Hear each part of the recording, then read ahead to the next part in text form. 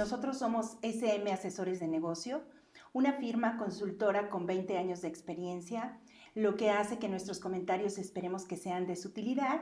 Vamos a hacer este podcast con un tema muy interesante. Nos acompaña un experto, el contador Pepe Rico, que está aquí conmigo. Y bueno, vamos a hablar en esta ocasión de la materialidad. Como todos sabemos, pues es un tema que atañe a todas las empresas y como que está de moda, ¿no? Pero ahorita vamos a ver por qué lo digo. Pepe. Hola Andrea, buenos días, muchas Muy gracias buenos por la días, invitación. muchas gracias. Pues efectivamente, platiquemos de impuestos, hablemos de la materialidad. Fíjate que el tema de la materialidad ha cobrado mucha relevancia para los contribuyentes en México en los últimos 12 años prácticamente. Y esto se debe a que ahora el Servicio de Administración Tributaria es uno de los requisitos más comunes para poder permitir las deducciones y el acreditamiento del impuesto al valor agregado. Ok, como recordaremos las facturas, porque esto nace pues desde antaño, ¿no? La materialidad va casada con el artículo 69B del Código Fiscal de la Federación. Entonces, ¿qué es lo que pasa, no? Empieza a haber por parte de las empresas una actividad inusual de compra y venta de facturas que genera que se prendan ciertos focos rojos como es la emisión del artículo 69B, tratando de tener mayor reglamentación en relación con este tema, ¿verdad? No sé si nos puedas platicar cómo era el antes, cómo empieza el 69B y por qué yo digo esto, ¿no? Tienes toda la razón. Mira, acontece que el artículo 69B que refieres existe a partir del año de 2014, pero en los años previos, particularmente en 2012, 2013, el SAT solicitaba demostrar la materialidad de las operaciones, pero como parte del requisito de que fueran estrictamente indispensables las deducciones. Es decir, cuando no había dicho artículo 69B, pues había un problema muy serio, sobre todo en los tribunales, porque le tocaba al SAT demostrar por qué requería o por qué no era suficiente dicha materialidad. Cuando nace este artículo 69 en el año de 2014, ahora la autoridad fiscal puede presumir la inexistencia de operaciones. Entonces, ahora es el contribuyente el que tiene que demostrar dicha materialidad. Y déjame comentar también que parte de esto que refieres de las facturas se debe en su origen a que había una operación, digamos, ilícita en un mercado de compra-venta pues, de facturas. Cuando no existían las facturas de manera electrónica, pues eran de papel y podían ser reales o podían ser apócrifas, pero no contaban con operaciones reales o los montos estaban desbordados. Cuando empiezan las autoridades fiscales a evolucionar la factura, ahora llamada CFDI o comprobante fiscal digital por Internet, hace algo muy bueno. Elimina el comercio de las facturas de papel que podían ser reales o falsas, pero que al día de hoy ya no se permiten. Sin embargo, subsiste aún la compra-venta de CFDIs, es decir, facturas reales, pero con montos de operaciones inexistentes o montos desbordados. Y eso es lo que da pauta a este artículo 69 que refieres. Pues fíjate que de esto yo recuerdo un tema que es muy importante, porque entiendo que la materialidad es el conjunto de cosas que se hacen, de actividades, para demostrar que una operación es real, ¿no? Entonces, cuando tú dices, bueno, se hizo por parte de la autoridad el esfuerzo de tener mayor control, pero aún así se puede contar con, o sea, tenemos el CFDI, pero resulta que el monto, pues es exorbitante, ¿no? Entonces, ¿qué es lo que hace la autoridad? Pues resulta que ya no basta para comprobar la materialidad, empieza a solicitar más elementos, ¿no? Ya no es solamente tener el CFDI, ya no basta con tener el registro contable correcto. Entonces, cuando se solicita al contribuyente, oye, demuéstrame tu materialidad, pues tiene que ir más allá de esto, ¿no? No sé si recuerdas el caso de un contribuyente que apenas tuvimos, que tuvo la desdicha de caer en un comprobante fiscal digital que era exorbitante. Era una empresa que más o menos tenía 1 millón de pesos de ingresos al año. Y resulta que el 35% de ese millón de pesos, pues era un solo CFDI y era por un servicio que había adquirido, ¿no? La empresa. Entonces, el SAT le dice, oye, ¿sabes qué? Pues no te compruebo no te apruebo la materialidad porque ya me comprobaste que está el CFDI, ya me diste tus registros contables, ya me dijiste que lo necesitabas, ¿no? Lo que es la utilidad del mismo. Sin embargo, no era lógico. Entonces, ¿nos podrías comentar por qué para ojos de la autoridad, en este caso específico, pues no podía ser, ¿no? Mira, tenemos que partir del hecho de que las autoridades fiscales utilizan este tipo de elementos como las leyes, el 69, debido a los antecedentes, insisto, del comercio ilegal de facturas. ¿Qué pasa? Se tomaban deducciones que no eran procedentes, se tomaban IVAs acreditables, saldos a favor que no eran procedentes, y esto mermaba pues, las arcas del Estado. En ese sentido, toda la justificación de haber cambiado de CFDIs de papel a los electrónicos, incorporar el 69B, el buzón tributario incluso en el año 2014, tiene como objetivo pues tener un mayor control. ¿Y por qué es importante esto? A la fecha más o menos son 12.500 los contribuyentes que ha listado el SAT como de 69B o definitivos. Este ejemplo que tú refieres es muy representativo. Hay un contribuyente que tiene una cierta tendencia de ingresos y eventualmente en un año el SAT detecta que un solo gasto representa el 35% de todas sus deducciones. Era un gasto de hecho de publicidad y no había forma de comprobar que había incrementado los clientes, no había forma de comprobar en qué periodo le prestaron la publicidad, es decir, carecía de muchos elementos. En ese sentido, el SAT lo que hace es decir, no basta con el contrato, no basta con el pago, yo requiero que me demuestres que efectivamente el servicio existió. Y ese es todo el fondo de la materialidad. El tema es combatir las empresas fantasmas, combatir este mercado ilegal de ahora CFDIs, comprobantes o facturas reales, pero con operaciones que no existen y que generan deducciones improcedentes y saldos a favor a veces de IVA pues, que no tienen lugar. En este caso, en el que refieres, insisto, pues el SAT le generó suspicacia que un solo gasto fuera tan grande respecto a sus ingresos y pues se lo rechazó. Y en lo que terminó la historia de este contribuyente es que nunca pudo demostrar que realmente había recibido el servicio. Y lo que aconteció fue que le rechazaron la deducción de dicho gasto. Y lo peor del caso es que cuando le rechazaron la deducción del gasto, pues para efectos de impuesto sobre la renta, obviamente se resta y aumenta, ¿no? El impuesto que se tiene que pagar. Y para efectos del IVA, pues al no tener el comprobante, obviamente se resta y también si tenía, por ejemplo, un IVA por devolver, pues baja, ¿no? O sea, son los dos efectos que tenemos en impuestos sobre la renta por el pago del impuesto, porque se quita la deducción, Así y es. para efectos del IVA, pues al no existir la deducción, también baja el impuesto, ¿no? Entonces, el hecho de tener o no, ¿cómo comprobar esta práctica? Porque pudo ser cierto, ¿no? O sea, al final del día el contribuyente pudo ser que sí lo tuviera y lo hubiera hecho, lo hubiera documentado, o pudo ser que realmente hubiera tenido un CFDI con un monto exorbitante, ¿no? Pero en cualquiera de las dos situaciones la repercusión es importante porque ya lo afecta, ¿no? Tanto en lo económico como en el hecho de que qué pasa si el comprobante fue falso, ¿no? Resulta que si el comprobante fue falso y es de estos 10,000, de 12,000 que comentaste, ¿no? 12,000 personas están registradas en la lista que emite el SAT del 69B. De esas 12,000, Pepe, recuerdo que 10,000 ya están como firmes. O sea, solo 2,000 personas lograron demostrarle a la autoridad que no habían hecho operaciones que fueran ficticias, ¿no? Y entonces baja a estos 2,000, son 10,000 en total, pero ¿cómo sé yo, empresario, si voy a hacer alguna operación con alguna de estas personas, ¿no? Creo que tengo la obligación de revisarlo porque al final del día el más afectado pues voy a ser yo. Conozco que aparte de que hay una sanción económica, pues hay una sanción más importante, ¿no? Que igual nos pudieras comentar. Sí, a ver, yo creo que vale la pena incluso hacer dos acotaciones. Además de que la deducción para ISR se tiene que eliminar Ujú, y que el IVA acreditable se tiene que eliminar, ujú, lo cual puede ser que implique para el contribuyente pagar más o perder saldo a favor, tampoco hay dividendos fiscales.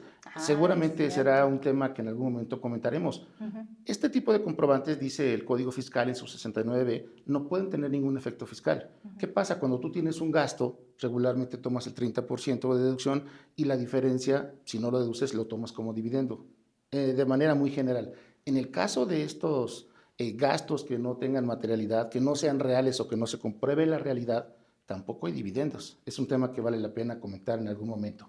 Ahora, otra acotación es que no necesariamente por el hecho de que algún gasto de algún contribuyente carezca de materialidad o no la tenga suficientemente robustecida, no quiere decir tampoco que compró el comprobante. Exacto, que es lo que Fíjate, mencionábamos, ¿no? fíjate que esta Ujú, línea es muy delgada porque para el SAT es ujú. identificar quién está emitiendo estos comprobantes y listarlos para que todo el mundo tome sus precauciones.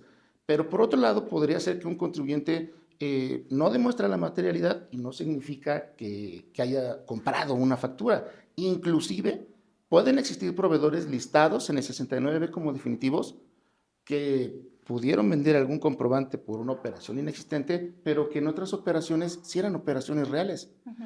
Y aquí vamos a caer exactamente a lo que tú señalas. ¿Qué pasa si me doy cuenta como contribuyente de que uno de mis proveedores está en el 69 de manera definitiva? El artículo señalado menciona que debo de ir con la autoridad en un plazo determinado y demostrarle la Ujú. realidad de esa operación para que yo no tenga la consecuencia de que me quiten la deducción y el IVA. Si no voy, el SAT puede determinar el crédito fiscal. Entonces, para la persona que expide las facturas, pues tiene ciertas repercusiones y para quien las recibe, que es quien le da los efectos fiscales, tendría que acercarse con la autoridad en el plazo que está en la ley para poder demostrar que sí Ujú. fue real dicha operación. Y finalmente mencionabas cuál es otra repercusión de este efecto. Si se comprueba que efectivamente compré la factura, que no tiene materialidad, que no hay una realidad, entonces se puede caer en la sanción de prisión. Para ambas partes, tanto quien emitió las facturas o CFDIs sin materialidad, como para la persona que lo recibió y que le dio efectos fiscales pese a que no había materialidad. Que eso sí ya es muy grave, ¿no? Porque digo, Gravísimo. la multa económica al final del día no deja de ser eso, ¿no? Una erogación más y a lo mejor dices, bueno, pues ya ni modo, ¿no? Pero ya cuando hablamos de prisión, ya realmente es algo que tenemos que considerar, ¿no? Tanto yo como empresario que voy a comprar un servicio o un bien y revisar, y tengo la obligación de revisar esa lista, como la persona que las emite, ¿no? Que las emite ilegalmente, ¿no? Quiero nada más complementar sobre lo que ya platicamos, que hay dos situaciones sobre las cuales son las principales que se comprueba la materialidad. Una es la compra de bienes y otra es la adquisición de servicios. Así Son es. las dos principales, ¿no? Para bienes, pues es un poquito más simple el poder comprobar que efectivamente yo lo tengo, ¿no? Pues tengo el CFDI, a lo mejor si la autoridad me dice, oye, mándame fotografías, yo voy y retrato lo que haya comprado, y pues tan fácil, ¿no? O que me revisen y pues ahí están las cosas, ¿no? Sí, Pero en la cuestión de servicios es más complicado porque todo se vuelve un poco intangible, ¿no? O sea, ya sí. ahí tienes la obligación, como ya lo platicamos, de comprobar esto, ¿no? Hay un ejemplo, ¿no? Por ejemplo, de los bienes. ¿En qué momento podría yo caer en no comprobar esa materialidad? Tenemos el hecho de que a lo mejor yo puedo comprobar que tengo el bien, pero tengo que justificar por qué lo tengo, ¿no? O sea, que realmente yo lo necesitaba, que realmente era necesario para mi actividad. Por ejemplo, ¿no? El tema de, en la sala de juntas de aquí de la oficina, tenemos una pantalla en la que nosotros cuando tenemos una junta, pues ahí se transmite la presentación, ¿no? O sea, Así es. o lo que se tenga que proyectar para efectos de ser más gráficos, ¿no? Pero ¿qué pasaría, José, si yo tengo 20 pantallas, ¿no? Y tengo un área de jardín y resulta que en esa área de jardín, pues yo tengo así como tipo bar, ¿no? Y yo digo, no, pues es que de repente yo hago reuniones aquí y pues vienen una serie de empresarios y yo les quiero participar esto de esta manera, ¿no? Entonces digo, a lo mejor es un plus para mi firma, es algo moderno, es algo innovador, pero realmente, ¿qué me dirá la autoridad en relación con este tema? Mira, esto es muy interesante por lo siguiente. En el caso que acabas de ejemplificar, sí existe la materialidad por la adquisición de los bienes, sea por una o por las 20 pantallas. No va a haber duda. hay un Ujú. documento fiscal, existe un número de serie, es muy fácil comprobarlo. Sin embargo, el SAT podría decir, la autoridad fiscal, que no hay una estricta indispensabilidad para poder tener esas pantallas, que no es necesario para generar ingresos. Entonces, vamos a pasar de la materialidad a otros requisitos fiscales de renta. Y fíjate que aunque sean bienes, puede ser que los bienes los hayan ajenado y ahí habría que ver, demostrar que tengo la factura del ingreso correspondiente. Pero incluso en bienes puede ser que los montos sean desbordados, que compré una flotilla de 10, 15 autos para mis ejecutivos, pero en lugar de pagar el precio comercial que tendrían cada uno de estos autos de 250,000 pesos, pues decidí pagar 1,000,000 por ellos cuando en la realidad no acontece. Entonces, en el aspecto de los bienes son que sí existan los mismos y que los montos no estén desbordados, Ujú. porque entonces la operación fue irreal en el tema de los montos. Y además se tendría que comprobar que eran necesarios para llevar a Exacto. cabo mi actividad. Ok. Pero en el tema de servicios, como bien apuntas, ahí el problema es mayúsculo, porque en el tema de servicios, además de comprobar el servicio, que es lo más complicado, el monto no tiene que ser un monto razonable. Y creo que aquí es donde la mayoría de los contribuyentes tiene muchos problemas.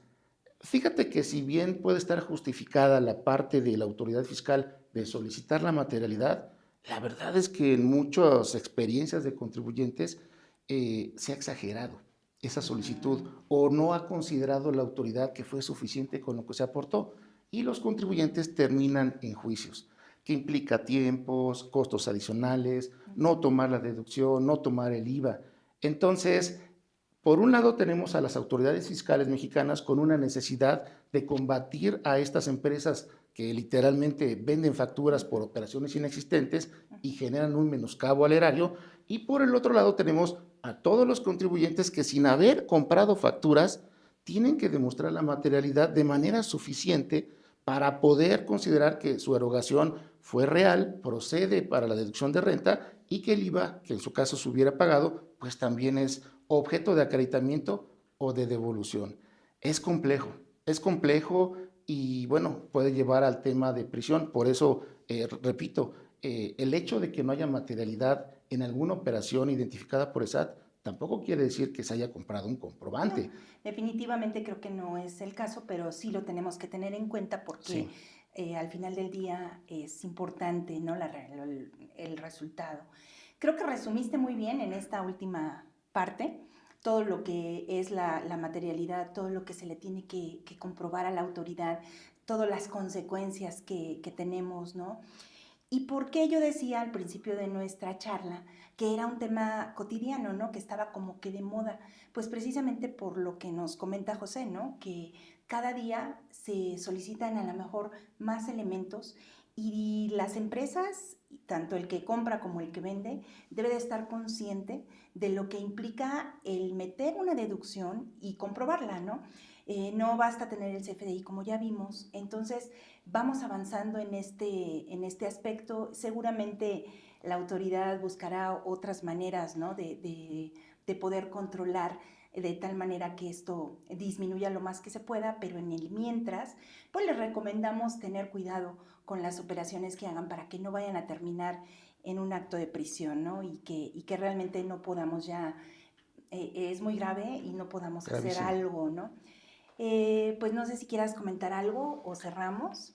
Fíjate Mm, que yo creo que vale la pena comentar que bajo la óptica de algunos estudiosos de la materia fiscal, uno de los principales problemas es que la materialidad solamente se pretende atacar cuando ya se está en un litigio. Es decir, ujú. no hay un tema preventivo. Preventivo, ¿no? Y esto es muy grave porque si yo espero a que llegue el SAT, a que me rechace los elementos de la materialidad, incluso a irme a juicio, Sí, ya. estoy Ya estoy sujeto a en el una peor última momento, etapa. ¿no? Sí. Entonces, creo que el tema de materialidad ha sido posiblemente un error verlo solamente a nivel de los litigios, porque si algunos contribuyentes o muchos contribuyentes lo vieran a nivel de sus revisiones internas, con sus propias áreas fiscales o con asesores externos, podrían abatir este tema incluso antes de que llegara el SAT o durante la fiscalización del SAT, para que si eventualmente llegaras a un litigio, ya tuvieras todos los elementos. El gran problema de la materialidad es que si hoy te revisan un ejercicio de hace 4 o 5 años atrás, se vuelve complicado buscar en 5 años previos elementos que Que lo comprueben, ¿no? ya es difícil de obtener, los que sean, cualquier elemento que genere la convicción al SAT. ¿Qué pasa entonces? Que una solución es no esperar esos momentos, Ser preverlo preventivo, ¿no? interna o externamente. Y de esa manera, seguramente, el tiempo de demostración sería más rápido, las partidas sujetas a un escrutinio del SAT serían menos y posiblemente no llegarías al juicio. Entonces, creo que ese es un enfoque importante, no solamente verlo a nivel del litigio, sino a nivel interno, previo o durante la fiscalización, pero no hasta que esté ya en unas instancias donde va a ser En etapa complicado. terminal, ¿no? Ya Es creo que es mejor complicadísimo. hacernos un check-up médico Sí, que sin duda. viene que esperarnos al final, ¿no?